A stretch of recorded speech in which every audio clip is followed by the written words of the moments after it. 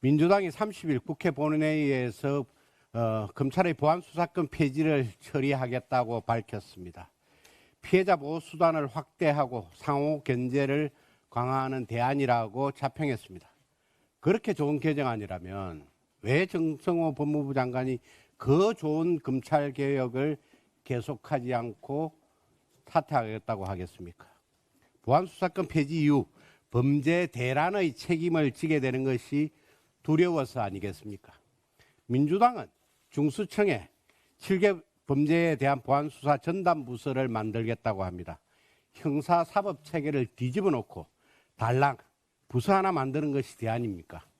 향후 일어날 혼란을 모두 전담부서에 전가시키고 민주당은 적당히 면피하겠다는 잔수입니다. 정권 송치 대상 범죄를 7대 범죄에만 제한한 것도 문제입니다. 실제 형사사건은 이런 유형의 범죄가 혼재되어 있습니다. 하나의 사건에 폭행, 사기, 성범죄 등의 혐의가 얽혀 있기도 합니다. 장윤기 사건도 국수본의 지시로 성폭행, 스토킹 사건과 살인 사건을 분리 수사한 것이 문제 아니었습니까? 피해자의 자료, 의견 제출권과 고발인의 이의신청권 확대도 본질적 대안이 아닙니다. 이런 권리는 변호사의 조력이 있어야 제대로 활용할 수 있습니다. 즉 피해자나 고발인의 경제력에 따라 법적 보호 수준이 달라지는 것입니다. 사회적 약자를 위한다는 정책이 정작 사회적 약자를 외면하는 모순입니다. 민주당이 보안수사권을 해체하고 내놓은 대안이 고작 이런 수준입니다. 검찰에 대한 복수심과 전당대회 욕심 때문에 우리 국민이 졸속 법안의 실험 대상이 되었습니다. 국민이 실험실의 지로 보입니까? 누차 경고했지만 보안수사권 폐지 이후 범죄 대란은 현실이 됩니다. 그때가 오면 민주당은 국민의 분노를 피할 수 없을 것입니다. 그 모든 책임이 민주당에게 있기 때문입니다. 어제 윤석열 전 대통령 공직선거법 1심 재판 결과가 나오자마자 민주당에서 일제히 우리 당에 397억 원을 내놓으라고 공세를 퍼부었습니다.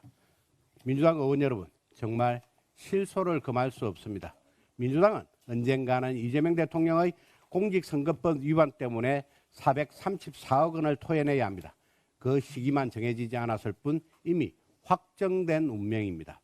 우리 당의 397억 원 판결은 이제 1심이지만 민주당 의원 여러분들이 주장하는 434억 원 국고 반환은 2025년 5월 1일 대법원의 파기환송 판결로 사실상 확정된 것입니다. 2심 재판부가 대통령의 불소추 특권을 억지로 해석해서 재판을 연기하고 있는 바람에 민주당의 434억 원 국고 반환도 보류되고 있을 뿐입니다. 민주당은 내 집에 폭탄 떨어진 것도 모르고 남의 집 불구경 가는 한심한 정당입니다. 한동안 우리 당을 상대로 신천지 정교 유착 정당이라고 정당 해산 운운하더니 최근 본인들의 신천지 유착 전모가 드러나고 있지 않습니까? 설마 공소 취소 특검으로 이재명 대통령의 공직선거법 재판까지 없애버리겠다는 흑꿈을 꾸고 있는 것이 아니길 바랍니다. 형사소송법 255조에 따라 공소 취소는 1심 판결의 선고 전까지만 가능합니다. 이미 1심과 2심 판결에 3심 파기환송까지 나온 이재명 대통령 공직선거법 재판은 공소 취소가 불가능합니다. 혹시 민주당은 434억 원 국고 반환을 막기 위해 형소법 255조도 뜯어 고쳐서 공소 취소를 할 겁니까? 그런 입법 쿠데타는 국민들께서 결코 용납하지 않을 것입니다. 사법부는 명심해야 합니다. 국민의힘 397억 원이 걸린 선거법 재판에는 633 원칙을 칼같이 적용하면서 민주당 434억 원이 걸린 선거법 재판은 무기한 보류한다면 이는 공정하지 않은 것입니다. 국민의힘은 야당이니까 397억 원을 조속히 반환해야 하고 민주당은 여당이니까 434억 원 반환을 무기한 연기해 준다면 이는 명백히 불공정한 야당 차별입니다. 법원은 이재명 대통령의 공직선거법 재판 당장 속개하십시오.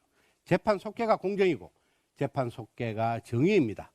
호주에서 같이 골프를 친 김문기를 몰랐다는 거짓말, 국토부의 협박을 받아 백현동 사업용도 변경을 했다는 거짓말, 국민을 속이고 유권자를 속인 명백한 거짓말, 반드시 선거법 위반으로 처벌해야 합니다.